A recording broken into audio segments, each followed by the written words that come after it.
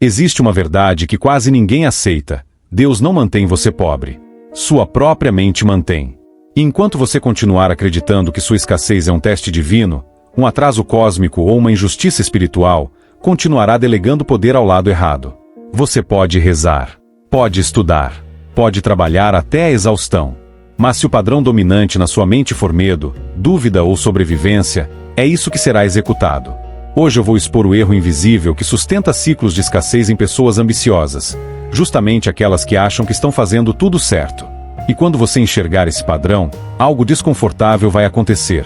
Você perceberá que o bloqueio nunca esteve lá fora. Sempre esteve dentro. Você acredita que merece mais. E talvez mereça mesmo. Trabalha duro. Busca conhecimento. Sacrifica lazer. Aguenta pressão. Mas aqui está o ponto brutal.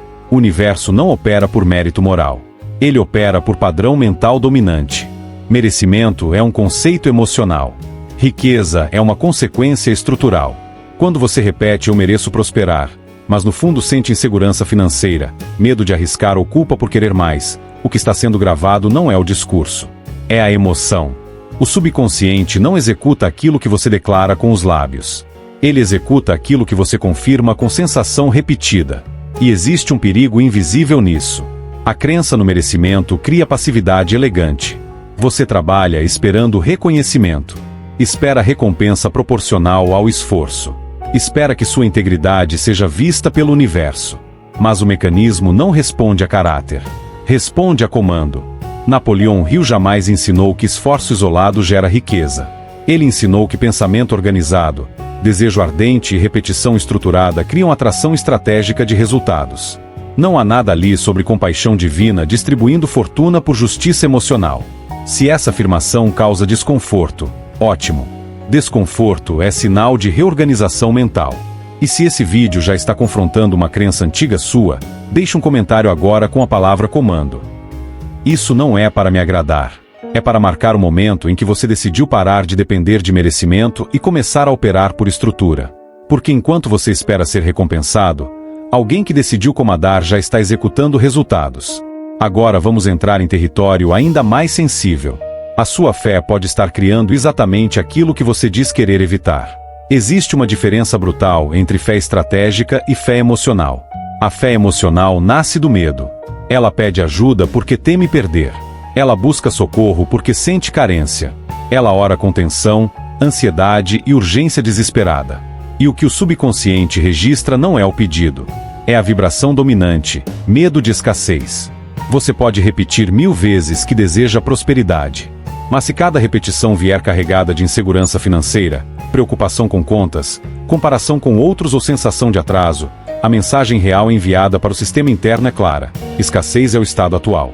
Napoleão Hill foi direto ao afirmar que o subconsciente aceita como verdade aquilo que é impregnado com emoção contínua. Emoção é o combustível da programação. E a emoção dominante da maioria não é confiança estruturada. É ansiedade mascarada de esperança. Perceba o ciclo silencioso. Você pede riqueza com medo. Sente alívio momentâneo após orar. Mas no dia seguinte age com cautela excessiva. Evita risco calculado. Evita investimento em si mesmo. Escolhe segurança mínima. E então confirma a própria limitação.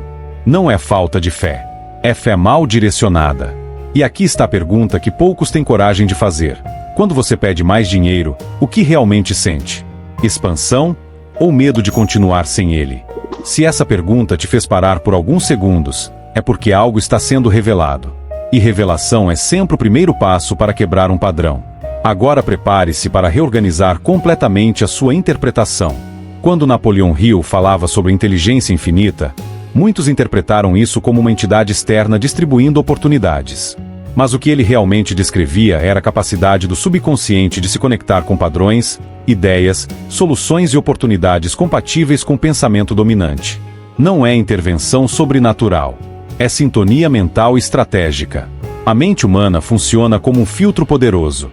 Aquilo que ocupa seu pensamento repetidamente começa a moldar percepção, decisão e comportamento. E comportamento consistente cria resultado previsível. É uma cadeia lógica, não mística.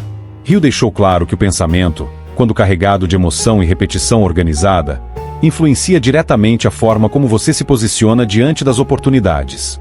Não é que algo mágico desça do céu. É que você começa a agir como alguém que decidiu.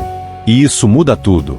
Quando você entende que o poder criador está ligado à sua mente organizada, deixa de esperar sinais e começa a construir direção. Deixa de pedir permissão e começa a estabelecer meta. Deixa de implorar e começa a declarar. Se existe algo externo envolvido, ele responde à estrutura do seu pensamento, não à intensidade da sua súplica. E essa talvez seja a revelação mais desconfortável de todas. Deus não quebra sua escassez porque a estrutura que mantém a escassez está sendo alimentada por você. A pergunta agora não é espiritual. É estratégica. O que você tem repetido mentalmente todos os dias? Existe um ciclo silencioso operando na sua vida financeira. Um ciclo que poucos enxergam, porque acontece dentro da mente. Tudo começa com medo. Medo de não ter o suficiente. Medo de errar. Medo de perder o pouco que já foi conquistado. Esse medo gera tensão. A tensão leva ao pedido emocional. Você ora, declara, afirma, busca conforto. Sente alívio temporário. Mas o que vem depois quase ninguém percebe. No dia seguinte, você faz uma escolha conservadora. Evita um investimento estratégico. Hesita diante de uma oportunidade. Escolhe segurança imediata em vez de expansão calculada. Essa decisão gera resultado mediano. O resultado mediano confirma a crença antiga. A vida é difícil mesmo. E o ciclo se fecha. Medo. Pedido. Alívio. Conservadorismo. Resultado limitado. Reforço da crença. Então você repete o processo, acreditando que está sendo perseverante, quando na verdade está sendo previsível. Napoleão Hill insistia que desejo ardente precisa ser acompanhado por ação correspondente. Sem ação alinhada, o desejo vira fantasia sofisticada. E fantasia não altera padrão dominante. Se nos últimos anos você sentiu que está correndo, mas sem sair do lugar, provavelmente não está faltando esforço. Está faltando ruptura de padrão. Agora pare por alguns segundos. Pense nos últimos 30 dias. Quantas decisões suas foram expansivas? E quantas foram reativas ao medo? Essa resposta, se for honesta, revela mais sobre o seu futuro do que qualquer oração já feita. Existe uma diferença silenciosa entre humildade e resignação. E muitas vezes você chama de fé aquilo que na verdade é espera disfarçada. Religiosidade passiva cria um estado mental perigoso, o da transferência de responsabilidade. Você ora pedindo direção, mas evita decidir. Pede provisão, mas não aumenta sua capacidade de gerar valor. Espera confirmação externa antes de agir. E enquanto isso, o tempo avança. Essa postura cria um tipo de tranquilidade ilusória. Você sente que está fazendo sua parte porque está pedindo, está acreditando, está mantendo esperança. Mas o mecanismo que cria resultado não responde à esperança. Responde à decisão clara acompanhada de comportamento coerente. Napoleão Hill não ensinou passividade espiritual. Ele ensinou organização mental e ação definida. Seu conceito de fé era combustível para execução, não substituto dela. Aqui está a diferença brutal. Quem espera intervenção vive reagindo. Quem assume comando vive estruturando. Enquanto você aguarda um sinal, outro homem está estudando melhor, investindo melhor, arriscando melhor, aprendendo com erro e refinando estratégia. E não é porque ele tem mais sorte. É porque decidiu assumir o papel de origem do próprio resultado. Se essa ideia te incomoda, não rejeite. Observe. A sensação de resistência indica que uma crença antiga está sendo pressionada. E toda estrutura antiga precisa ser pressionada antes de ser substituída. A pergunta agora é direta. Você está esperando ou está construindo? Agora vamos falar da fé que realmente cria mudança. Napoleão Hill descreveu fé como um estado mental que pode ser induzido deliberadamente, repetido conscientemente e fortalecido através da autossugestão organizada. Não é emoção solta. É construção estratégica. A fé que produz resultado começa com desejo ardente, definido de maneira específica. Um valor exato. Um prazo claro. Uma contrapartida objetiva. Nada de pedidos vagos. Nada de quando for da vontade. A mente não executa em precisão. Depois vem a repetição estruturada. Ler sua declaração em voz alta. Visualizar não apenas o resultado final, mas o comportamento correspondente. Sentir confiança sem ansiedade. Emoção controlada. Não desespero. A maioria das pessoas visualiza riqueza e sente tensão por ainda não possuí-la. Isso reforça a ausência. A fé estratégica faz o oposto. Ela cria familiaridade com a identidade futura. Você começa a agir como quem já decidiu, não como quem está implorando. Percebe a diferença? Fé não é pedir para receber. Fé é declarar para executar. E se essa distinção está ficando clara para você agora, clique em curtir neste vídeo e se inscreva no canal. Não como gesto automático, mas como símbolo de decisão consciente de estudar as leis mentais com profundidade, e não superficialidade emocional. Aqui não romantizamos prosperidade. Nós a estruturamos. Quando a fé é estratégica, suas decisões mudam. Sua postura muda. Seu nível de risco calculado muda. Seu investimento em competência muda.